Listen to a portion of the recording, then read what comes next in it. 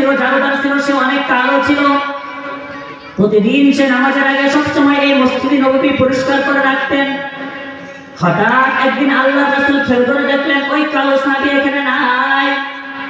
আল্লাহ রাসূল উপস্থিত সাহাবায়ে কেরামকে জিজ্ঞাসা করলেন, আমার অমুক সাহাবী কোথায়? সাহাবীরা ডাক দিয়ে বলে, আল্লাহ রাসূল, ও হাবিব, উনি তো মারা গিয়েছে, আমরা তাকে দাফন করে দিয়েছি। মানে হলো দেখতে শুনতে কালো ছিল, এতটা ভালো ছিল না, জারুদার সাহাবী ছিল। এই জন্য সাহাবীরা প্রয়োজন মনে করেনি আল্লাহ রাসূলকে জানানোর জন্য, তারা নিজেরাই দাফন করে দিয়েছে। নবী পাক সাল্লাল্লাহু আলাইহি ওয়াসাল্লাম যখন একথা শুনলেন, শোনার সাথে সাথে উপস্থিত সাহাবায়ে কেরামকে বললেন, আমাকে তোমরা তার কবরের পাশে নিয়ে চলো, তার কবরের পাশে আমাকে নিয়ে যাও। আল্লাহ রাসূলকে ওখানে নিয়ে যাওয়ার পরে আল্লাহ রাসূল ওখানে দাঁড়িয়ে জানাজার নামাজ পড়ালেন, তারপরে দোয়া করলেন। আপনারা আবার কি ওই কাজ করেন?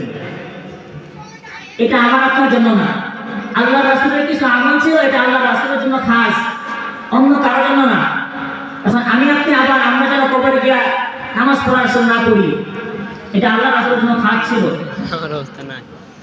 আল্লাহ রাসূল সাল্লাল্লাহু আলাইহি ওয়াসাল্লাম যখন জানাজা নামাজ পড়ে দোয়া করলেন, দোয়া শেষে উপস্থিত সাহাবীদেরকে বললেন, ও সাহাবীরা আমার শোনো, এই যে কবরবাসীদেরকে দেখতেছো, এই কবরটা খুব অন্ধকার, ভয়ঙ্কর কবর। এইখানে যারা শুয়ে আছে সবাই খুব অন্ধকারের ভিতরে রয়েছে। আমি আশা রাখতে পারি, আমি আশা করি আমি আজকে দোয়া করার কারণে এই কবরগুলো আলোকিত হয়ে যাবে। বাবা, কবর কত ভয়ঙ্কর হবে। উসমান রাদিয়াল্লাহু তাআলা আনহু যখন কবরের পাশে যাইতেন, ওই কান্না করতে করতে ওনার ক্রন্দনের পানি দ্বারা দাড়ি মুবারক ভিজে, বুক ভিজে যাইতেন। সাহাবীরা জিজ্ঞাসা করলেন, ওগো খলিফাতুল মুসলিমিন, আপনি তো জাহান্নামের বয়ান করেন, জান্নাতের বয়ান করেন, অন্যান্য আযাব শাস্তির বয়ান করেন, ওই সময় আপনি কান্না করেন, কিন্তু আপনি যখন কবরের পাশে এসে যান তখন আপনি কান্না করতে করতে এতটা বেকুল পারা কেন হয়ে যান? অন্য কোন সময় তো আপনাকে দেখি না এতটা বেকুল পারা হয়ে যাওয়া। খলিফাতুল মুসলিমিন উসমান রাদিয়াল্লাহু তাআলা আনহু ডাক দিয়ে বলেন, সাহাবীরা শোনো, এই কবর হবে, আমি মারা যাওয়ার পরে প্রথম থাকি, এই কবর থেকে যদি আমি পার পেয়ে যাই তাহলে আশা করি পরের সবগুলো থেকে পার পেয়ে যাব। আর যদি আমি এই কবরে ধরা খেয়ে যাই তাহলে আমি সব জায়গায় ধরা খেয়ে যাব, সব জায়গায় ধরা খেয়ে যাব। আমি ওসমানের এই ক্ষমতা নেই যে আমি জান্নাতে চলে যাব। এই জন্য কবর দেখলে আমার চোখ দিয়ে এত পানি পড়ে, এত ভয় হয়।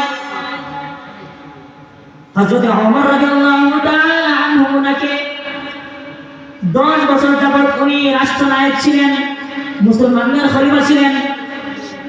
রাষ্ট্র থেকে ওনার জন্য একজন লোক ছিল নির্ধারণ করা, যিনি কিছুক্ষণ পর পর ওই ব্যক্তিকে ওমর রাদিয়াল্লাহু তাআলা আনহুকে স্মরণ করিয়ে দিতেন, ওমর শোনো, তোমাকে মরতে হবে, এটা খেয়াল রাখো।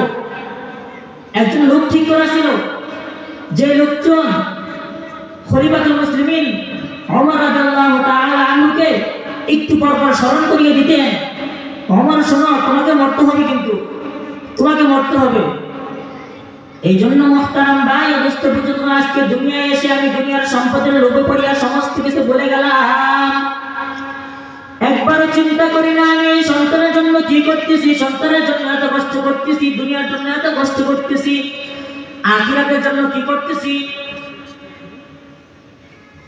এই জন্য আল্লাহ পাক রব্বুল আলামিনের হাবিব নবী পাক সাল্লাল্লাহু আলাইহি ওয়াসাল্লাম হাদিসের ভিতরে বলেন, দুনিয়ার ভিতরে আমার বলেন আদম সন্তান যে মালের কথা বলে, দুনিয়ার কোনো কিছুই তোমার নয়। দুনিয়ার ভিতরে একমাত্র 3টা জিনিস তোমার হবে। ভাই, কয়টা জিনিস? 3 জিনিস। 1 নম্বর জিনিস হবে আমি যা খাই, আমি যা খেয়ে ফেলে দেই, এটা হলো আমার জিনিস। 2 নম্বর আও লাবিস্তা পাবলাইতা, আমি যা পরিধান করি এটা হলো আমার জিনিস, পরিধান করে পুরাতন করে ফেলি। 3 নম্বর যে জিনিস, এটা হলো আমার মূল জিনিস, যেটা আমার দুনিয়াতেও থাকবে, দুনিয়া থেকে আদায় করে নিতে হবে, আখিরাতেও থাকবে। সেটা হলো আও তাসাদদাক ওয়া বারাম গাইতা, দুনিয়ার ভিতরে যে